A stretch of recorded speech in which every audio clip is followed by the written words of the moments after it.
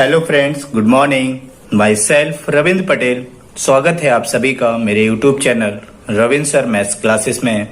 आज का अपना टॉपिक है चारपेट मेथड। फ्रेंड्स, आप लोगों ने इसके पहले लैग्रेंज लीनियर डिफरेंशियल इक्वेशंस का वीडियो देखा होगा। आज हम इसमें नॉन लीनियर की एक टॉपिक चारपेट मेथड के बारे में डिस्कस करेंगे। क्लियर है फ्रेंड्स? टॉपिक को स्टार्ट करने के पहले मैं बता दूं, थोड़ा सा ये कॉम्प्लिकेटेड होगा as compare to Lagrange, but difficult नहीं होगा। थोड़ा सा कॉम्प्लिकेटेड होगा। यदि आप ध्यान देंगे तो आपको ये टॉपिक भी बहुत आसान लगेगा। एग्जाम पॉइंट ऑफ व्यू से टॉपिक इंपॉर्टेंट है फ्रेंड्स। एग्जाम में एक क्वेश्चन यहां से आता ही आता है। क्लियर है? चलिए तो देखते हैं फ्रेंड्स। आप सभी से मेरी एक रिक्वेस्ट है, आप लोग वीडियो देखने के बाद उसे लाइक जरूर किया करें यदि आपको पसंद आए तो।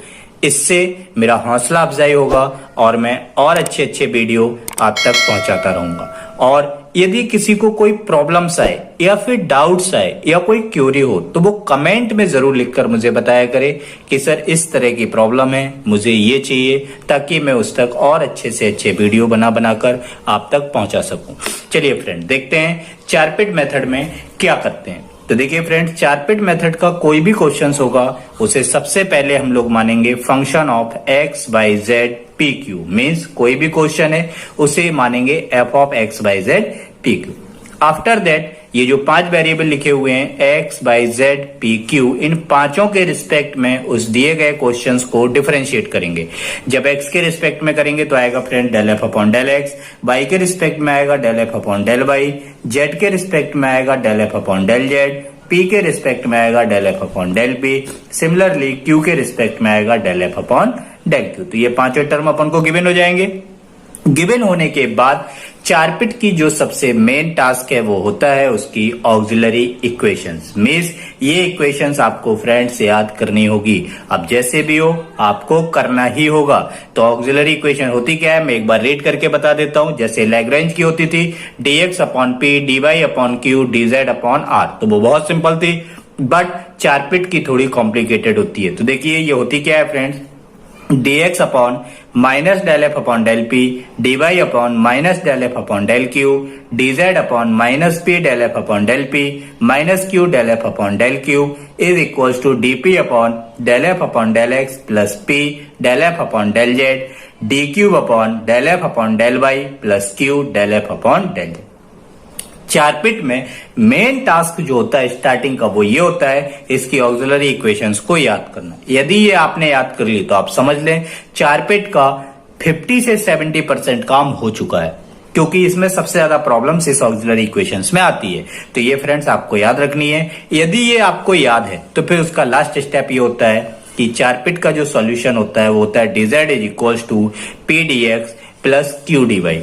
इसका मतलब ये होता है कि मुझे P और Q की वैल्यू निकालनी होती है X, Y, Z के टर्म्स में। मतलब चारपिट के क्वेश्चन को सॉल्व करने का जो टास्क है, जैसे कि मैं थोड़ा सा आपको रिव्यू कराऊं, लैग्रेंज का टास्क क्या था कि ऑक्सिलरी इक्वेशंस को 2 बार सॉल्व करना है। लैग्रेंज का टास्क क्या था? ऑक्सिलरी इक्वेशन को 2 बार सॉल्व करना है। मींस 2 सॉल्यूशन निकालना है। तो फर्स्ट सॉल्यूशन कॉमा दूसरा सॉल्यूशन, ये अपना आंसर हो जाता था। चारपिट का टास्क क्या है कि ऑक्सिलरी इक्वेशन से अपन को सॉल्व करके P और Q की वैल्यू निकालना है। किसकी वैल्यू निकालना है? P और Q की। किसके टर्म्स में? X, Y एंड Z के टर्म्स में। जैसे ही P, Q की वैल्यू X, Y, Z के टर्म्स में आएगी, इसे इंटीग्रेट कर देंगे तो आपको Z मिल जाएगा। ये चारपिट का बेसिक्स होता है। क्लियर है फ्रेंड्स? चलिए अब हम लोग देखते हैं इसका एक क्वेश्चन और उस क्वेश्चन से समझेंगे कि इसको किस तरीके से सॉल्व किया जाता है। देखिए स्टूडेंट्स, ये रहा अपना question. Solve p square plus q square into y is equals to q z. तो सबसे पहले मैंने आपसे कहा था कि जो भी क्वेश्चंस दिया जाए उसको मानेंगे function of x y z p Q. तो ये क्या आएगा फ्रेंड्स? वाई का इसमें मल्टीप्लाई कीजिए, p square y q square y और क्यू जेड को यदि मैं इक्वल्स टू के इधर लाऊंगा तो वो माइनस हो जाएगा, इक्वल्स टू 0। और ये वही अपनी इक्वेशन नंबर 1। फिर सेकंड स्टेप था कि ये जो कुछ भी है उसको x y z p q के रिस्पेक्ट में डिफरेंशिएट करना। करिए फ्रेंड्स, जब आप इसे एक्स के रिस्पेक्ट में करेंगे तो आप देखिए इसमें एक्स है क्या? नहीं है, इसका मतलब इसका डिफरेंशिएशन आएगा 0। अब आप इसे y के रिस्पेक्ट में कीजिए तो y का 1 होगा तो यहां से आएगा p स्क्वायर, यहां से आएगा q स्क्वायर, तो del f upon del y आएगा friends p square plus q square. z के रिस्पेक्ट में कीजिए तो del f upon del z is equals to, ये 0 हो जाएगा क्योंकि इसमें z नहीं है, ये भी 0 हो जाएगा बिकॉज इसमें z नहीं है, यहां पर z का 1 होगा तो आएगा माइनस q। p के रिस्पेक्ट में कीजिए तो del f upon del p is equals to, p के रिस्पेक्ट में करेंगे तो ये हो जाएगा 2py और बाकी कहीं पर p नहीं है तो सारे टर्म्स 0। q के रिस्पेक्ट में कीजिए del f upon del q is equals to 2qy, यहां पर q का 1 हो जाएगा तो बचेगा माइनस जेड, तो यह है फ्रेंड्स माइनस जेड। तो देखिए 1 2 3 4 5 पांचों टर्म्स आ गए। अब इन पांचों टर्म्स को जो ये 4 पिट की ऑक्सिलरी इक्वेशन लिखी है, ये देखिए फ्रेंड्स यहां पर दिख रही होगी जहां पे मैं पेन से दिखाना चाह रहा हूं, ये लिखी है, इसमें आप ये सारी वैल्यू रिप्लेस कीजिए। Means del f upon del p की वैल्यू ये लिखी हुई है, del f upon del q की वैल्यू ये लिखी है, ये सारी वैल्यू इन प्लेस पर रिप्लेस कीजिए।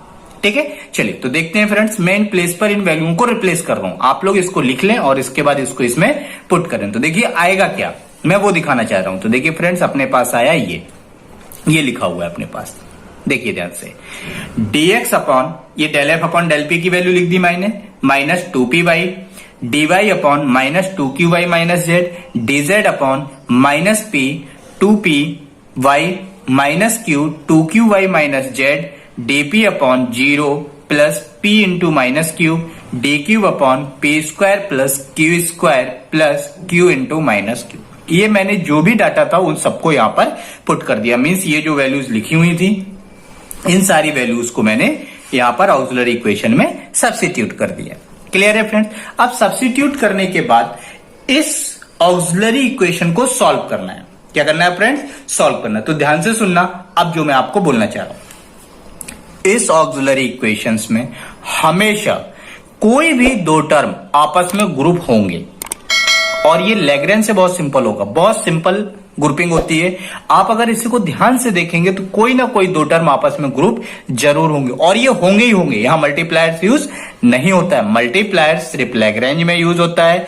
चारपिट में हमेशा ग्रुपिंग होती है, बस आपको ये पता करना होगा कि वो दो टर्म कौन से हैं जो आपस में ग्रुप हो रहे हैं। तो देखिए यदि मैं फ्रेंड्स यहां पर ध्यान से देखूं लास्ट टू टर्म्स को, इसको और इसको, तो देखिए यहां पर q इंटू क्यू कितना आएगा फ्रेंड्स?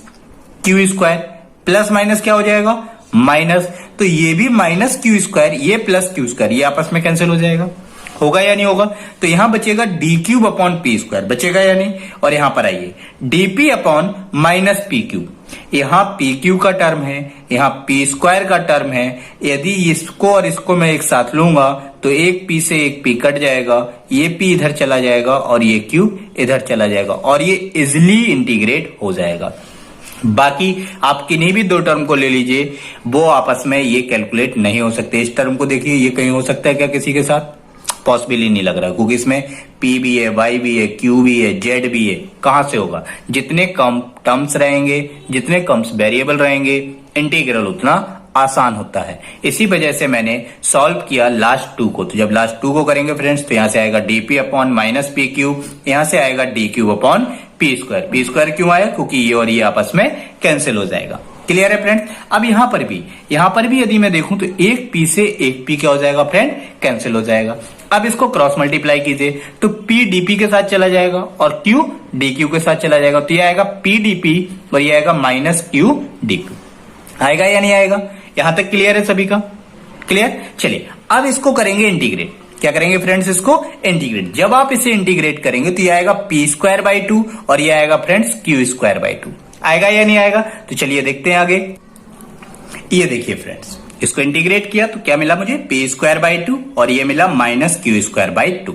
मैंने एक इंटीग्रल कांस्टेंट ले लिया ए स्क्वायर बाई 2। तो देखिए फ्रेंड्स 2 कैंसिल हो जाएगा, तो यहां से यदि मैं इस कांस्टेंट की वैल्यू निकालूं तो माइनस क्यू स्क्वायर इधर जाके क्या बन जाएगा? प्लस बन जाएगा। तो p square plus q square is equals to a square. ये इसको माना मैंने इक्वेशन नंबर 2। अब ध्यान से सोचिए गाइस, मैंने आपको जो बेसिक्स पढ़ाया था उसमें मैंने आपको क्या लिखाया था कि मुझे पी और क्यू की वैल्यू चाहिए in terms of x y Z. क्यों चाहिए? क्योंकि चारपिट का सॉल्यूशन देखिए, मैं फिर से आपको दिखाना चाहूंगा फ्रेंड्स। ये देखिए dz is equals to p d x plus q d y, यही होता है। तो यहां पर P और Q x बाई जेड के टर्म्स में ही आना चाहिए। यहां पर आप अगर ध्यान से देखेंगे तो अपने पास P square plus Q square बराबर आया है A स्क्वायर। एक ये इक्वेशन है और एक इक्वेशन फ्रेंड्स क्वेश्चन को देखिए, ये अपना क्वेश्चन है। एक इक्वेशन ये लिखी है। अब आपको हमेशा क्वेश्चन की हेल्प से और ये जो रिलेशन आता है, क्वेश्चन की हेल्प से प्लस ये जो रिलेशन आता है, इन दोनों को आपस में कैलकुलेट करना पड़ता है, इसको और क्वेश्चन को। ये रिलेशन और ये क्वेश्चन, इन दोनों को आपस में कैलकुलेट करना पड़ता है और कैलकुलेट करके मींस सॉल्व करके आपको P और Q की वैल्यू निकालनी होती है। क्लियर है फ्रेंड्स? तो अब ये कैसे निकलेगी? तो यदि मैं ध्यान से देखूं तो अपना रिलेशन आया P square plus Q square बराबर A स्क्वायर। आया या नहीं आया? और अपना क्वेश्चन देखिए फ्रेंड्स, क्वेश्चन है P square plus Q square y is equal to QZ। यदि मैं P square plus Q square के प्लेस पर ये जो A स्क्वायर लिखा हुआ है फ्रेंड्स, ये देखिए P square plus Q square की जगह पर ये जो A स्क्वायर लिखा है, यदि मैं यहां पर लिख दूं P square plus Q square की जगह पर कितना लिख दूं फ्रेंड्स? A square. यदि मैं यहां A स्क्वायर लिख दूं तो ये आएगा A स्क्वायर y बराबर QZ। आएगा या नहीं आएगा? तो यहां से Q की वैल्यू इजिली निकल जाएगी, निकलेगी या नहीं? तो चलिए मैं वही कर रहा हूं friends, putting this in equation first. कहां रख रहा हूं मैं? फर्स्ट में। तो देखिए फ्रेंड, जब आप इसे फर्स्ट में रखेंगे तो आएगा A square y is equal to QZ। और अगर मैं यहां से Q निकालूंगा तो Z का यहां डिवीजन हो जाएगा, तो Q इज इक्वल टू आएगा A square y by Z। कोई दिक्कत यहां तक? क्लियर होगा आई थिंक। अब इसी Q की वैल्यू को उठाइए और यहां पर रिप्लेस कर दीजिए, तो क्या आ जाएगा? P आ जाएगा।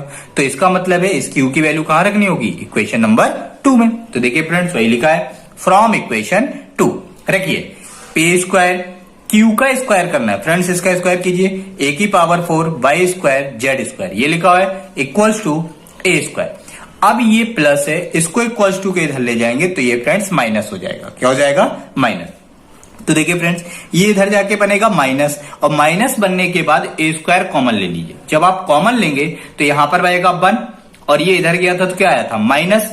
यहां से यदि A स्क्वायर कॉमन चला जाएगा तो यहाँ A स्क्वायर ही बचेगा क्योंकि पावर 4 है, तो ये आया A square y square upon Z। Clear है फ्रेंड्स यहां तक? अब इसका एलसीएम ले लीजिए, तो एलसीएम कितना आएगा? Z square. तो Z स्क्वायर का इसमें मल्टीप्लाई होगा तो ये आएगा A स्क्वायर, पहले से बाहर है, और अपॉन में आएगा Z स्क्वायर, और ये आएगा Z square minus A square y square. ये आ गया यहां तक। अब P स्क्वायर की वैल्यू आई है ये फ्रेंड्स, अपन को किसकी चाहिए थी? P की। तो इस पे क्या लगा दीजिए? Under root. जब आप फ्रेंड्स इस पे अंडर रूट लगाएंगे तो A स्क्वायर से A बाहर आएगा, Z स्क्वायर से Z बाहर आएगा, और इस पूरे टर्म्स पे लग जाएगा अंडर रूट। क्लियर है? अब आप ध्यान से देखिए फ्रेंड्स, P की वैल्यू XYZ के टर्म्स में आ गई, Q की वैल्यू XYZ के टर्म्स में आ गई। इसमें PQ है कहीं? नहीं। आगे अब हम चार पिट के सॉल्यूशन का यूज कर सकते हैं, means dz is equal to P dx plus Q dy का इस्तेमाल अपन लोग कर सकते हैं। देखिए मैंने लिखा solution dz is equal to P dx plus Q dy। Clear? P की वैल्यू है A by z under root Z square minus A square y square. Q की वैल्यू है A square y upon Z। Replace कीजिए friends, P की जगह पर ये लिखा, Q की जगह पर ये लिखा। कोई दिक्कत है यहां तक? आई थिंक कोई प्रॉब्लम्स नहीं आई होगी। अब यहां पर यदि मैं Z को एलसीएम लूंगा फ्रेंड्स, तो ये Z एलसीएम आएगा और यहां क्रॉस मल्टीप्लाई होकर इधर पर आ जाएगा।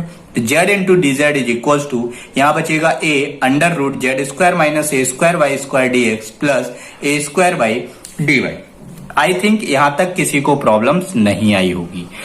ये हम अब जो कुछ भी कर रहे हैं ये इसको कैलकुलेट करने का प्रोसेस है, मीन्स अपन को Z चाहिए था ना, तो इसको इंटीग्रेट करेंगे तभी तो Z मिलेगा। तो अब मैं ये वही सब प्रोसेस रिपीट कर रहा हूं। क्लियर है फ्रेंड्स यहां तक? तो अब देखिए इस स्टेप के बाद अपन को क्या करना होगा, अपन को यदि सॉल्यूशन चाहिए तो इसे प्रॉपर अरेंज करना होगा। अब अरेंज करने का मतलब क्या है, चलिए मैं आपको थोड़ा सा एक्सप्लेन करता हूं। देखिए यहां पर लिखा है फ्रेंड्स Z इंटू dz, यदि मैं इसे इंटीग्रेट करूं तो ये इंटीग्रेशन हो जाएगा, Z स्क्वायर बाई 2 आ जाएगा, बिकॉज Z के साथ क्या लिखा है? dz। यहां पर Y के साथ dy लिखा है, ये भी इंटीग्रेट हो जाएगा, मीन्स Y स्क्वायर बाई 2, ये भी आ जाएगा। अब आप ध्यान से देखिए यहां क्या है? dx, तो यहां x के टर्म्स होने चाहिए। क्या यहां x के टर्म्स है? नहीं। तो क्या ये इंटीग्रेट हो पाएगा? कभी नहीं हो पाएगा। मीन्स यदि dx है तो उसके साथ x के टर्म्स होने चाहिए, dy है तो y के टर्म्स होने चाहिए, dz है तो z के टर्म्स होने चाहिए, तो वो इजिली इंटीग्रेट हो जाएगा, अदरवाइज इंटीग्रेशन पॉसिबल नहीं होगा।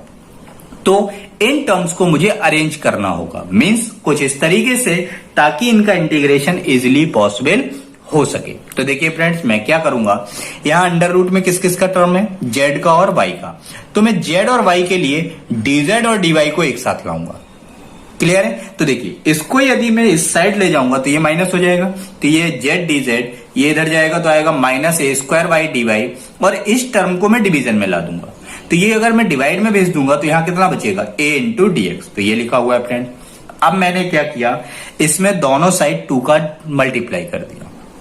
क्यों किया, ये अभी हम थोड़ी देर से आपको एक्सप्लेन करने वाले हैं। बस अभी आप देखिए, मैंने दोनों साइड 2 का मल्टीप्लाई किया। क्यों?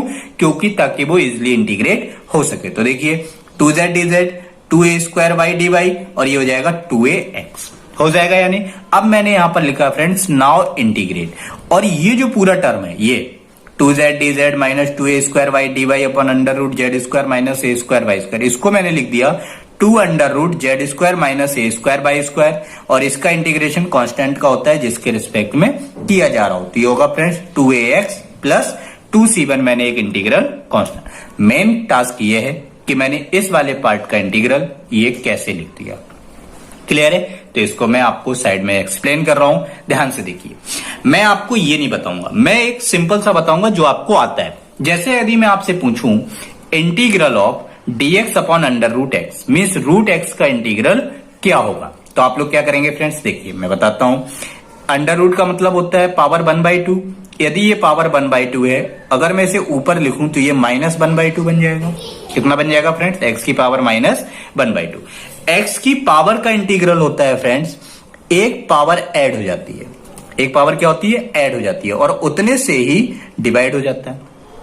तो ये कितना बनेगा यहां पर, एक्स की पावर 1/2, और ये कितना आएगा माइनस 1/2 प्लस 1 अगेन 1/2, 2 ऊपर चला जाएगा, और 1/2 का मतलब होता है अंडर रूट। मीन्स यदि मैं आपसे कहूं कि कोई मुझसे कहे integral of 1 upon root X, तो मैं उसको आंसर में बोलूंगा 2 रूट एक्स आंसर आएगा। कितना आंसर आएगा फ्रेंड्स, 2 रूट एक्स। अब इसका इससे क्या रिलेशन है ये मैं क्यों बता रहा हूं, मुझे तो इसका बताना था, लेकिन मैं इसका क्यों एक्सप्लेन कर रहा हूं वो अभी आपको मैं एक्सप्लेन करता हूं। देखिए ध्यान से, यहां पर यदि मैं इसे मैथ्स की लैंग्वेज में ना पढ़ूं, अपनी सिंपल भाषा में एक्सप्लेन करूं, तो मैं ये बोल सकता हूं कि यदि मुझे किसी ऐसे फंक्शन का इंटीग्रल निकालना है जो डिनोमिनेटर में अंडर रूट के अंदर लिखा हो, डिनोमिनेटर में अंडर रूट के अंदर यदि कोई वेरिएबल है और इस वेरिएबल का डिफरेंशिएशन यदि ऊपर लिखा है, मींस न्यूमरेटर में लिखा है, तो आंसर क्या आया, 2 रूट एक्स आया या नहीं आया फ्रेंड। मैं फिर से बोल रहा हूं, ध्यान से सुनिएगा। मैं कह रहा हूं अंडर रूट के अंदर यदि कोई वेरिएबल है, रूट के अंदर यदि कोई वेरिएबल है और उस वेरिएबल का डिफरेंशिएशन यदि न्यूमरेटर में लिखा हो, तो आंसर क्या आया, कैलकुलेट करके देखिए। ये पूरा कैलकुलेशन किया, कितना आया, 2 रूट एक्स आया या नहीं। तो ध्यान से देखिए, यहां पर अंडर रूट के अंदर एक वेरिएबल है, और वो वेरिएबल क्या है, Z square minus A square by, जरूरी नहीं हमेशा एक्स ही आएगा, ये तो बेसिक्स है जिसको मैंने एक्सप्लेन किया। अब मैं इसी को यहां इंप्लीमेंट कर रहा हूं कि यदि अंडर रूट के अंदर कोई वेरिएबल है और उस वेरिएबल का डिफरेंशिएशन यदि ऊपर लिखा हो, तो आंसर आना चाहिए 2 अंडर रूट जो भी वेरिएबल है वो। क्लियर। तो देखिए वेरिएबल क्या है, Z square minus A square by square, इसको डिफरेंशिएट कीजिए तो आएगा 2z dz, हाँ लिखा हुआ है। इसको कीजिए 2a square Y D Y, लिखा हुआ है। इसका मतलब ये हुआ कि यदि अंडर रूट में कोई वेरिएबल है और उसका डिफरेंशिएशन ऊपर लिखा हुआ है, तो आंसर आना चाहिए 2 अंडर रूट जो भी वो वेरिएबल है। तो वही मैंने फ्रेंड्स लिखा था, 2 अंडर रूट ये जो भी वेरिएबल यहां पर है। आई होप कि आप सभी को ये क्लियर हुआ होगा। क्लियर है। तो याद रखिएगा फ्रेंड्स, अंडर रूट के अंदर यदि कोई वेरिएबल है और उसका डिफरेंशिएशन ऊपर लिखा हुआ है, तो उसका आंसर हमेशा आता है 2 अंडर रूट वो जो भी वेरिएबल गिवन। क्लियर है फ्रेंड्स यहां तक, और ये तो क्लियर ही था। अब यहां से 2 कैंसिल आउट हो जाएगा, तो यहां बचेगा under root Z square minus A square by square is equals to A X plus c1। तो आप क्या कीजिए, दोनों साइड स्क्वायर कर दीजिए ताकि अंडर रूट यहां से हट जाए। तो स्क्वायर इन बोथ साइड, तो यहां से आएगा friends Z square minus A square by square, यहां से आएगा ए एक्स प्लस c1 का होल स्क्वायर। अब यहां से जेड स्क्वायर की वैल्यू निकाल लीजिए, तो ये बचेगा ए एक्स प्लस c1 का होल स्क्वायर, माइनस है इस साइड जाएगा तो प्लस हो जाएगा, ए स्क्वायर वाई स्क्वायर। ये आपके दिए गए क्वेश्चंस का सॉल्यूशन आ गया। क्लियर है फ्रेंड्स? तो ये होता है आपका चारपेट मेथड। तो चारपेट मेथड के दो मेन टास्क हैं। First one is auxiliary equations को याद करना। यदि ऑक्सिलरी इक्वेशंस याद है तो उसके बाद ये जो पार्ट आता है यहां पर, इस पार्ट को इंटीग्रेट करना। तो यदि फ्रेंड्स, यदि मान लीजिए आप इस पार्ट को इंटीग्रेट करने में प्रॉब्लम आ रही है तो आप लोग कुछ मत करें, इस क्वेश्चन में P और Q की वैल्यू रिप्लेस करें और यहां पर लीव करें। उसमें आंसर मेंशन मत करें, यहां तक करके आप उसे छोड़ सकते हैं। यदि आप लोग यहां तक करके उसे छोड़ देंगे तो आपको कुछ ना कुछ मार्क्स जरूर मिलेंगे। यदि इसके आगे का भी कैलकुलेट हो सके तो वेल एंड गुड, बस उसे अरेंजमेंट करना पड़ता है इस तरीके से ताकि वो इजिली इंटीग्रेट हो सके। क्लियर है फ्रेंड्स? अब इसके बाद अपने M2 के जो भी वीडियोस आएंगे वो वेक्टर से रिलेटेड होंगे। तब तक के लिए आप लोग वीडियोस को देखें। जो भी प्रीवियस वीडियो पड़े हुए हैं उन लोगों को आप लोग जरूर अच्छे से देख लें, नोट्स बना लें, और यदि वीडियो अच्छे लगे तो प्लीज उसे लाइक करना ना भूलें, ज्यादा से ज्यादा शेयर करें, और जो भी प्रॉब्लम्स है उसे कमेंट सेशन में कमेंट कर सकते हैं, या मेरा व्हाट्सएप नंबर आपके डिस्क्रिप्शन में दिया गया है, तो आप मुझे व्हाट्सएप पे भी अपनी कोई भी डाउट्स, क्वेरी या प्रॉब्लम है तो उसे शेयर कर सकते हैं। ओके फ्रेंड्स, तब तक के लिए bye bye and take care.